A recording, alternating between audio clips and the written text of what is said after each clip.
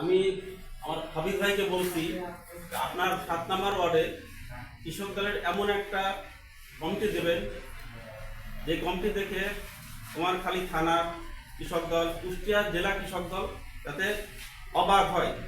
কারণ আমরা মনে করি কৃষক মানে বৃদ্ধ শুধু এরকম নিয়ে কমিটি হয়। আমার 6 নম্বর ওয়ার্ড, হয়তো আমাকে অনেকে ছিলেন 6 নম্বর ওয়ার্ডে যারা কমিটিতে আসতে চাচ্ছে আমার থেকে বয়স কম। তার মানে কি আমাদের কর্মকাণ্ডে কৃষকদের যে কমিটিগুলো হচ্ছে বা যে প্রোগ্রামগুলো আমরা করতেছি এটা দেখে তারা এমন ভাবতেছে যে কৃষক দলই সবচেয়ে স্ট্রং একটা কমিটি কুমারখালীতে।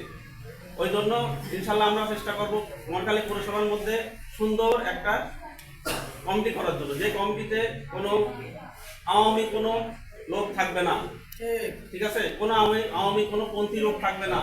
যারা কমিটিতে ছিল বিগত সরকারের সময় যারা কমিটি ছিল এরকম কোনো লোক, আমি হাবিব ভাইকে বলছি যে আমার এই কমিটিতে যেন এরকম কোনো মানে লোকের গন্ধও যেন না আসে। প্রয়োজনে আমরা অল্প সংখ্যক লোক দিয়ে কমিটি করবো, তা আমাদের কমিটি থাকবে স্পষ্ট কমিটি।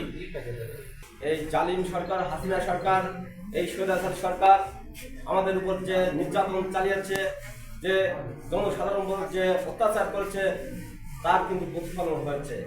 আর এই প্রতিফলন কিন্তু আমাদেরকেও মনে রাখতে হবে। আমরাও যদি এই হাসিনা সরকার, এই দোসর সরকারের মতো পথ চলি তাহলে কিন্তু আমাদের পতন অনিবার্য।